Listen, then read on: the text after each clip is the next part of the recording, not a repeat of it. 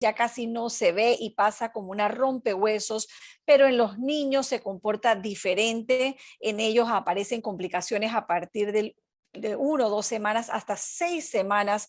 Eso lo escribió en su red social la doctora María Elisa de Juane, que nos acompaña esta mañana aquí en el noticiero de Radio Panamá. Bienvenida, doctora. Gracias por acompañarnos y me interesa su visión como médico pediatra. Usted atiende a estos pacientes y su experiencia es la que queremos compartir con los oyentes esta mañana. Les recuerdo que encienda el micrófono de su cámara para poder escucharla. Buenos días. ¿Qué está atendiendo usted en estos días? Hola, déjame cambiar primero mi fondo porque tenía la computadora y No, todavía tengo tranquila, ese fondo está bien, no hay ningún problema. tenía el nombre de ella y ahora veo que tengo la pantalla de ella. Ay, Ese es el tema de la virtualidad y de las entrevistas y cuando compartimos con los hijos los equipos también. No se preocupe. Doctora, hemos estado preocupadas por el tema de los niños y ayer hablábamos con Miss Copete, hablando del tema de la vacunación en niños y lo importante que es y la cantidad de niños que no se han vacunado, pero por otro lado, la sigo usted en redes sociales y veo que siempre está poniendo información sobre los pacientes que atiende, sobre su día a día. Y por eso, más allá de un análisis de cifras o estadísticas que sé que tal vez no las maneja, quiero es compartir la experiencia suya con sus pacientes. ¿Qué está recibiendo al día de hoy en casos de COVID?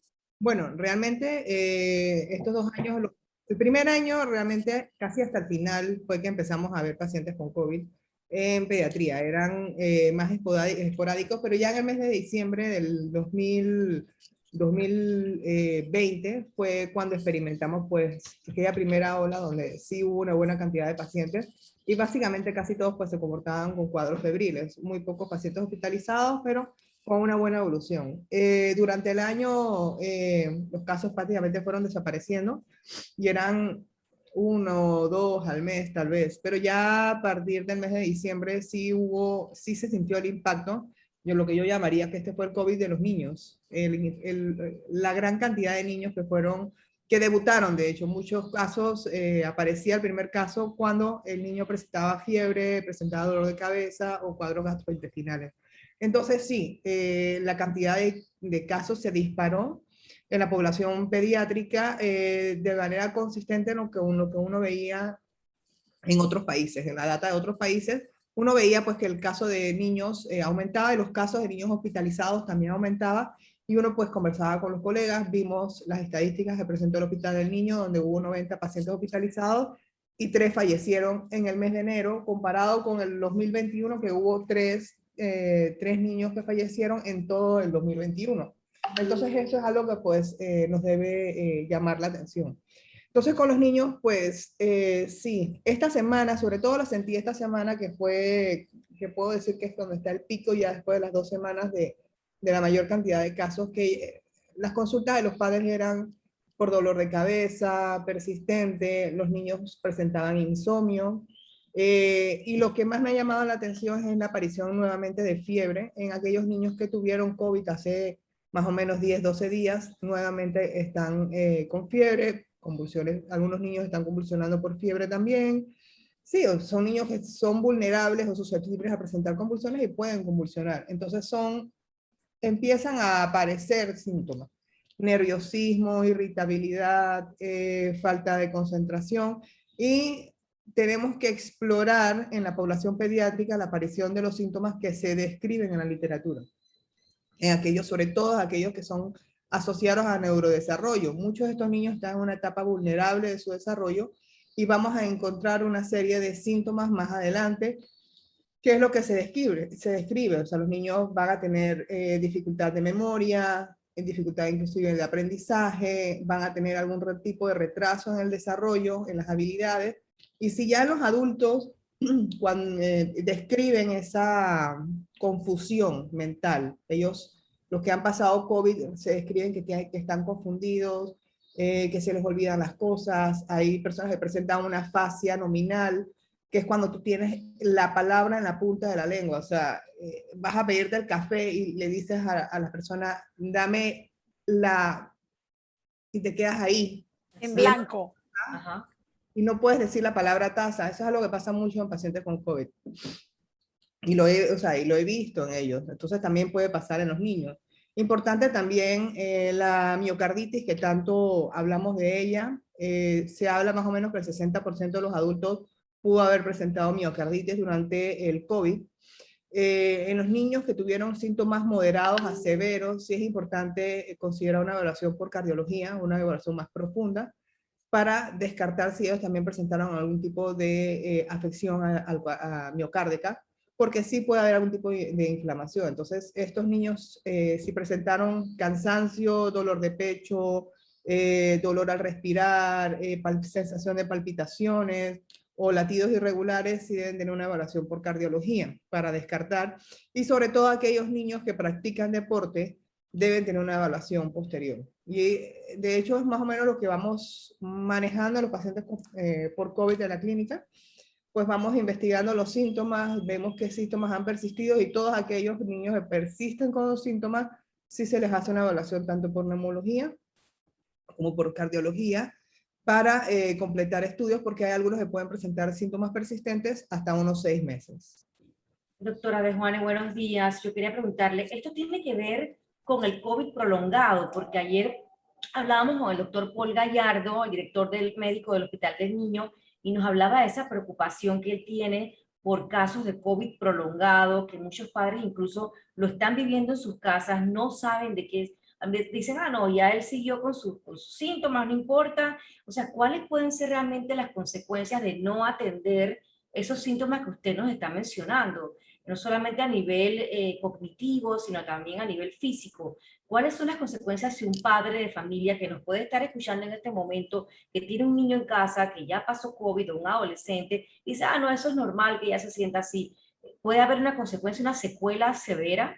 Claro, todavía creo que es un poquito temprano. En ese sentido, sí, la observación o el tiempo nos dirá la aparición de estos síntomas, pero toda la constelación de lo que se ha descrito en adultos se debe esperar ahora en niños, sobre todo porque estos niños sí, a mi percepción o a mi experiencia, sí he visto mucho más casos de COVID, entonces probablemente vamos a ver la aparición de más síntomas prolongados. Entonces, ¿cómo los separarías? Los síntomas respiratorios probablemente son los primeros que nos vamos a dar cuenta y los que pueden desaparecer un poco más rápido. Son los síntomas respiratorios, sensación de cansancio, tos persistente, aquellos que les queda como una tosecita varias semanas después, aquellos niños que requieren algún tipo de tratamiento de manera prolongada para disminuir la inflamación de los síntomas respiratorios. Los niños, los síntomas cardíacos que mencioné, importante en niños deportistas, en niños que tuvieron COVID moderado o que tuvieron sensación de dolor en el pecho,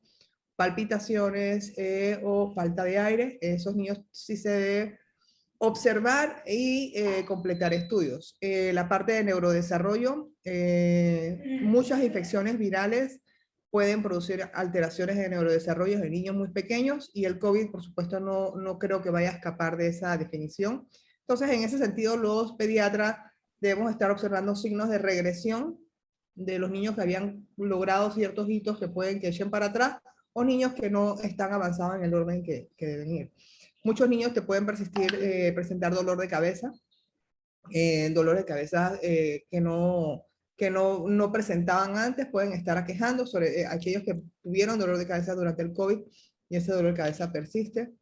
La fatiga física, los niños pueden presentar fatiga, igual que los adultos, el cansancio crónico, también la parte mental, el COVID afecta a nivel mental, emocional, las emociones se ven alteradas, un poquito más de depresión, más sensación de tristeza, más desgano, alteraciones en el gusto, eso puede revertir rápidamente, pero también los niños pueden, más que falta de gusto, es alteración en el gusto. La comida sabe extraño, tiene sabor como a metal, no les gustan los alimentos, posiblemente mi perro ladre en cualquier momento. Tranquila. Hay un estudio que se está revisando en el tema de diabetes. En niños, la aparición de diabetes juvenil. Eso es algo que pues todavía creo que nos falta observar un poquito más. pero definitivamente Diabetes después del COVID, doctora, porque también el doctor Gallardo, Alexandra, ¿te acuerdas que ayer nos mencionaba lo mismo? Sí, La el doctor diabetes Xavier con el, también, ¿no? ajá, la diabetes después del COVID, o sea, es una consecuencia. Explíqueme un una poquito de consecuencia, eso. Y yo conozco ya casos de niños que Ujú. después del COVID han desarrollado diabetes. Yo pues, no sé si es casualidad, pero sé que hay Sí. noticias internacionales que lo mencionan, doctora, también, ¿no? correcto, correcto. Hay estudios que están viendo una relación entre COVID y diabetes, y eso sí es una consecuencia permanente, porque todas las demás que he mencionado son reversibles. ¿Cuál es la relación entonces, doctora, entre COVID y diabetes? Sería interesante saberlo, ¿no? Supongo que debe ser como una reacción autoinmune a nivel de lo que son las células del páncreas que producen pues un cambio en la síntesis o en las células que producen insulina.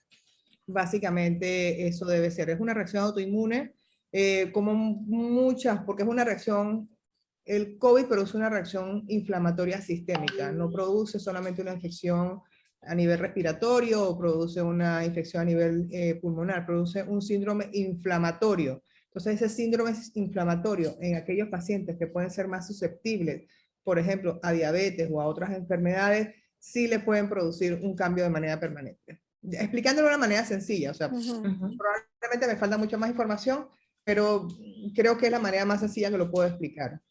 Y bueno, y están las complicaciones graves, pero esas aparecen más o menos entre los 10 días, 2 semanas, hasta 6 semanas, que es el que han escuchado por ahí, el PIMS o el síndrome inflamatorio sistémico, muy parecido a la enfermedad de Kawasaki, que al final pues lo que produce es una vasculitis o una inflamación de los vasos pequeños. Y bueno, y esa también pues, esa es una complicación un poco más grave, más inmediata, pero un poco más grave, pero que con el tratamiento adecuado los niños evolucionan bastante bien, porque realmente la tasa de pacientes hospitalizados por COVID es menos del 1%, creo que el 0,6% más o menos, y de esos el 5%, de ese 0,6% quedan en intensivo. Entonces realmente sí, vamos a ver muchos menos niños complicados, pero no quiere decir que no vaya a haber. Y también aquellos niños con enfermedades previas, sí es importante tomar en cuenta que esas enfermedades previas pues, pueden hacer que el comportamiento sea más grave.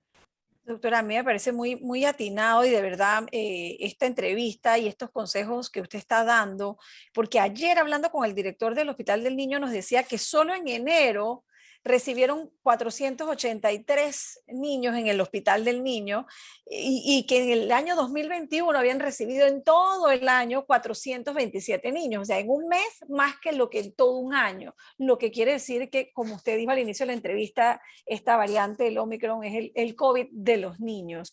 ¿Qué recomendaciones puntuales le podría dar usted a los padres de familia que nos escuchan de cómo proteger a los niños para que no se contagien? Sobre todo porque para los niños más pequeños es difícil lo de la mascarilla y que no se metan la mano a la boca. O sea, en la práctica, después de 2 años de pandemia, ¿cuáles consejos de verdad funcionan? Que yo tengo que felicitar a los niños y a sus padres, porque lo veo en la clínica, quitarle la mascarilla, o sea, el niño está en el consultorio, está sentado frente a mí en la camilla, y a veces es difícil quitarle las mascarillas porque ellos dicen no, y se quedan con sus manos. Los niños han sido los más juiciosos, los más cuidadosos, los más prudentes, y creo que por eso es que mantuve tanto mi discurso, los niños deben volver a la escuela, porque tenemos que darle ese voto de confianza. Los niños sí cumplen con las medidas, se mantienen sus mascarillas, juegan con las mascarillas, se portan súper. Yo los veo en el consultorio jugando ahí tranquilos, y se mantienen con las mascarillas. Entonces, yo no sé ya qué decir para que no se contagien. Creo que en estos últimos meses ha sido imposible no contagiarse, que creo que somos pocos. Así que creo que a los padres, pues nada, evitar los espacios cerrados, evitar llevar a los niños enfermos a las actividades, que creo que ese es el principal pecado. Vamos con el mosquito colgando, no, hombre, no es un resfriadito, y entonces se vuelve a activar el ciclo vicioso. En realidad, es un llamado a los padres a ser responsables, no llevar a los niños enfermos a otras actividades, no compartir cuando hay otros bebés pequeños, no visitar a los bebés recién nacidos, sobre todo si has tenido algún síntoma en casa o alguna persona enferma en la casa. El lavado de manos, pues eso ya lo sabemos. El uso de áreas abiertas, actividades al aire libre, estamos en verano ya, los niños pues deben estar haciendo actividades al aire libre. Creo que es lo que más debemos promover. Evitar el contagio pues ya depende de cada quien, pero sí es importante el inicio de la vacunación. Nos tocó un inicio de vacunación en los niños en el pico de la ola. Entonces, esto causó que muchos niños estaban en el periodo de incubación al momento de ser vacunados y coincidió la vacuna con COVID. Y a esos niños pues les va a tocar esperar más o menos como un mes y medio para volver a colocar la segunda dosis, o como mencionó el doctor Javier hace poco, tienes la ventana de 3 meses donde tienes anticuerpos que estás protegidos, así que en los próximos 3 meses puedes completar las 2 dosis de vacunación. Pero sí hago un llamado a los padres de vacunar a los niños. Hay muchísima información en contra, hay personas muy malintencionadas divulgando información falsa. A veces la gente prefiere creer, creo que el dicho popular que dice piensa mal y acertará se ha vuelto una forma de vida. Entonces la gente prefiere pensar lo peor sobre las vacunas que creer que las vacunas sí nos van a ayudar a proteger a esos niños, el preparar el cuerpo a tener defensa para contra una infección es lo mejor, lo hemos visto durante muchos años, no es mejor padecer la enfermedad que protegerse en contra de una enfermedad. Y sí, o sea, si podemos evitar que los niños tengan complicaciones o consecuencias a largo plazo, apoyados en un producto biológico como es una vacuna, siempre va a ser la mejor opción. Entonces, realmente invito a los padres a iniciar el proceso de vacunación, a vacunar a sus hijos, a cuidar a sus hijos a través de las vacunas, que siempre han confiado, los padres siempre han confiado, la mayoría, en las vacunas, y abogo pues a ese sentimiento de protección hacia nuestros hijos y protegerlos y cuidarlos. Claro. Efectos adversos que he visto con las vacunas, también he dado una monitorización a los pacientes, a mis pacientes que ya están completando sus esquemas de vacunación. Creo que puedo empezar con mis propias hijas, la más pequeña, la que tiene 17, cuando se vacunó contra COVID, lo que presentó con las 3 dosis, porque ya tiene las 3 dosis, fue un ganglio debajo de la axila, doloroso, que duró más o menos unos 2-3 días, fue el principal. Creo que de todos los pacientes que tengo ya vacunados, fue mi propia hija la que presentó un síntoma un poco más duro, más severo, que fue pues el ganglio, que fue muy incómodo para ella, pero de ahí casi ninguno, o sea, alguno que presenta un poquito más de temperatura, pero realmente no he visto ningún síntoma asociado a vacuna. Pero definitivamente en las últimas semanas sí he visto muchas complicaciones relacionadas a COVID. Entonces... Y doctora, qué interesante que nos comparte su propia experiencia con su hija.